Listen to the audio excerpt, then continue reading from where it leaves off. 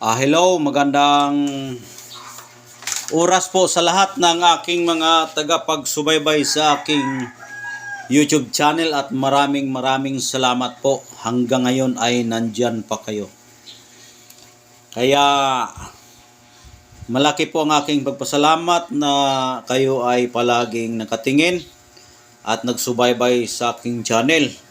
At sa mga baguhan din po ay maraming salamat din po na kayo din po ay tumitingin din na nakadagdag kayo sa aking kaalaman. Pero bago ko sisimulan ang kwentong ito ay yung mga baguhan po ay huwag makalimot na mag-subscribe, mag-like at mag-share para palagi po kayong maka-update sa aking susunod na mga vlog. Ngayon po ay ang ating pag-uusapan po ay tungkol po ito sa mutya ng kalikasan. Itong mutya na ito ay iba't ibang klaseng mutya na iba-iba rin na lugar ko ito nakukuha. Ngayon, isa-isahin ko po ito at ipatingin ko sa inyo kung sakali man mayroon kayong makursunodahan na gamit na galing sa akin, ay pwede nyo yan i-screenshot at mag-iwan ako ng number dyan. Tapos ang aking Facebook account, Commander Bugtungan. Pwede kayo mag-chat sa akin, mag-inquire kayo kung ano ang gusto nyong mutya. Ngayon, atin nang sisimulan ang isa-isahin natin yung mutya sa pagbasa. Ito, unahin ko itong mutya ng langka. Itong mutya ng langka, bago ko lang ito nakukuha. Ito. Dati ito, sa hindi pa ito siya matigas, natamaan ito ng kutsilyo. Yung sundang. Natamaan niya ng sundang o yung itak dahil sa paghiwa ko, hindi pa siya matigas. Ngayon, inipon ko yung mga buto dahil nga ang buto ng langka na galing dito talaga sa langkang ito dahil ang mga langka ito ay milagro itong tawag sa amin, itong puno ng langka dito, miracle langka.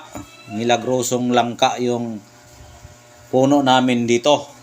Kaya lahat ng mga buto ay tinago ko yan. Ito ay natamaan ito dati ng itak para paghiwa ko yung hinati-hati ko yung yung langka. Ngayon, nung tumigas na siya, mayroon na siyang balana na nadaanan ng kutsilyo o itak. Yan. Pero ito po ay nagiging bato na siya. Nagiging bato na siya. Ayan. Ang kagandahan rin nito ay crystal din po ito. Crystallized din po ito. Kuha muna ako flashlight ha. Flashlightan natin ito. Ngayon, flashlightan natin yung bato. Silipan natin kung ito ba ay crystallized. Ayan o. Close natin yung pultahan. Okay.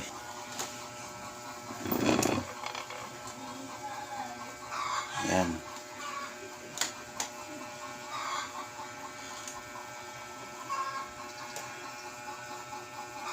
Tatagos yung ilaw nyo.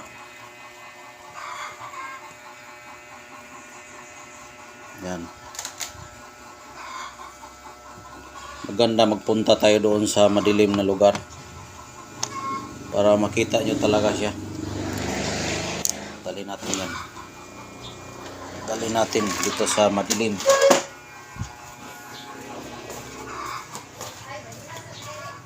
Ayan o. Crystallized talaga siya no.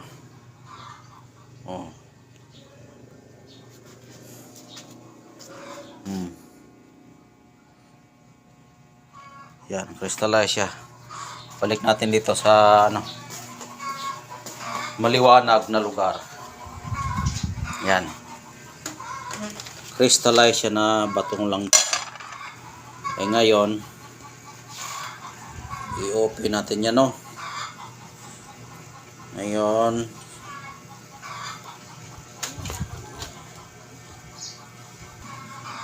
yan po yung langka na mayroon siyang hiwa na crystallized. Nakita nyo naman.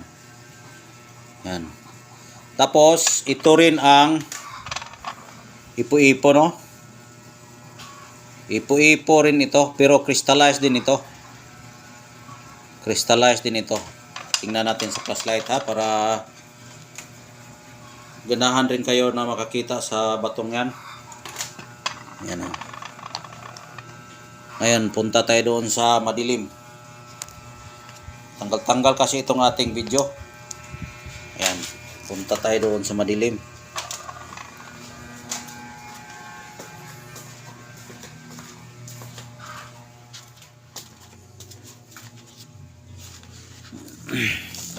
Crystallized din ito. Ayan o. Oh.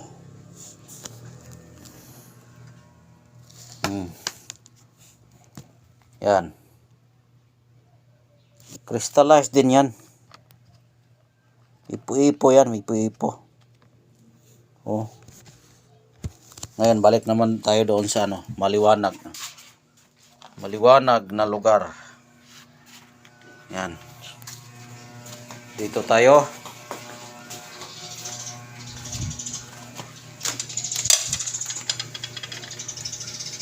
Ayan po yung bato, no? Ngayon, hindi lang yan ang ipapakita ko. Mayroon pa yan.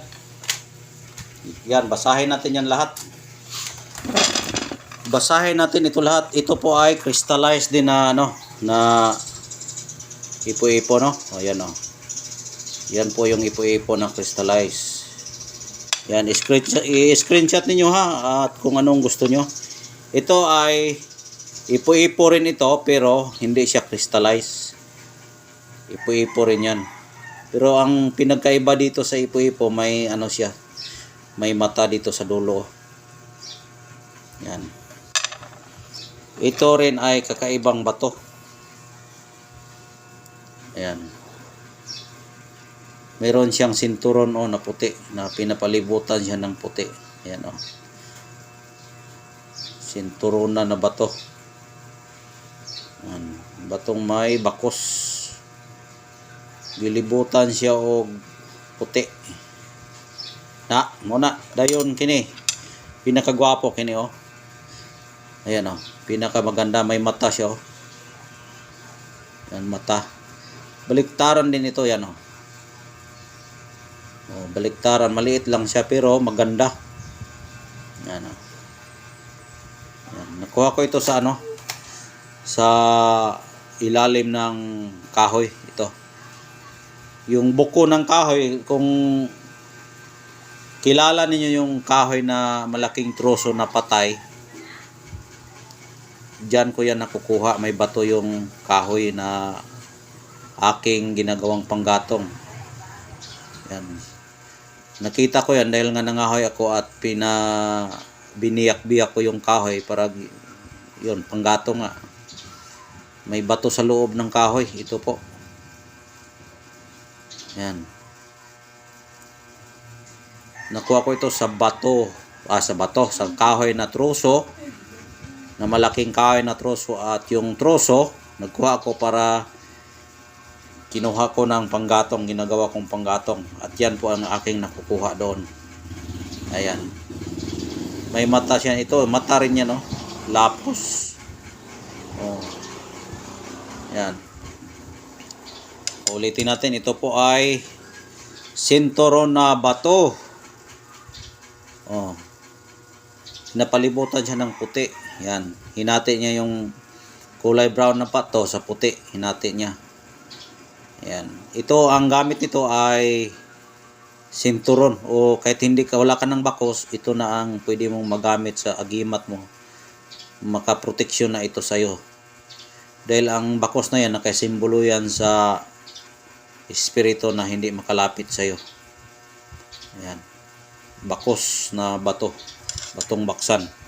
Ito ay isang langka, no, na crystallized, na nasamara, no, nahiwaan ko siya. Dahil nga yung ating langka ay misteryoso talaga, kaya nahiwaan natin. Ngayon, imbes na kukunin natin, nagiging bato na siya pagkatapos na sugatan na makalipas ng ilang araw na tinago. Siguro mga 10 araw yan tinago ko dito. Binilad ko sa araw, nagtigas siya, tapos hindi na siya nagbato, hindi na siya nagbalik sa dati niyang anyo na hindi siya bato. Ito ipo-ipo. Ang gamit din ito ay pampataboy sa mga masasamang elemento. Panipas, panghubol, pampataboy. Yan. Ito rin ay ipo-ipo, may pintukan sa mata. Yan. I-screenshot nyo lang kung ano ang gusto nyong mutya para malalaman ko kung saan ang inyong makuha. Ulitin ko po, ang aking number, iniwan ko lang dyan, mag-text kayo or mag-chat. Ang aking Facebook account, Commander Bugtungan. May iniwan kong number dyan, pwede kayo mag-chat or mag-text sa aking cellphone number. Yan. May iniwan nga yung aking cellphone number 0948-066-3790. Yan po ang aking cellphone number at yan din po ang aking GCash. Kung halimbawa kukuha kayo, screenshot nyo lang. Ito ay panghalina dahil nga ay prutas ng langka na may hiwa pa siya. Ito po ay nakukuha ko sa kahoy na malaking troso na bato. Ay may bato sa loob sa malaking troso. Ayan, ito po ang bato. Dahil nga binugha ko yung kahoy, nagbugha gud ko sa kahoy niya. Pagbugha na ko sa kahoy, na bato sulod sa kahoy, mo ni siya. Na di na ko may balaan kung wala na ko bugha atong troso. Pagbugha na ko sa troso, aya pa ko naka-discover nga naay bato sa sulod. Mo ni siyang batuha. Guwapo kay ni kay pangubol jud ni siya, kay mutya siya sa kahoy na nasa sulod sa troso. Gamay lang siya pero tunay siya, legit talaga yan. Legit yan, original talaga na bato sa loob ng kahoy na nabubulok na troso. Ginagawa kong panggatong, ginagamitan ko ng atsa o wasay. Yan po ang aking pagkakuha. Ito rin, kahit wala ka ng habak, ito lang dadalhin mo, maproteksyonan ka nito. Pwede mo ito ibalot pulang tela. Kung kursunada na kay libing mo ito sa iyong balat, pwede rin. Nagkasinturon na yung bato. Yan. Kasinturon. Ito po ay ipo-ipo na nakukuha ko sa kadaruhan at yan ay malaking biyaya na panipas po ito at pangabal. Tagulilong, panipas, pangabal. Ito. Crystallize ito kanina dahil nga pinakita ko na sa inyo. At ito rin po yung langka, yun kanina na sinabi ko na hindi pa siya matigas, natamaan siya ng itak o kutsilyo. Ayan, pag kalipas ng 10 araw, tinicheck ko yung mga buto, ito po ang tumigas. May balana na siya. Pero okay lang, total bato naman siya at crystallize yan. Nakita nyo naman kanina. Ito rin ay may may pintukan sa dito, mata, alimpulos na mutya. Sige, hanggang dito lang at screenshot nyo kung gusto nyo at comment kayo sa baba kung ano ang pwede ninyong sabihin dito sa aking mga bato at kung ano ang kulang sa akin, pwede nyo idagdag at yung naidagdag na ninyo ay pwede ko na ring may dagdag sa aking kalaman.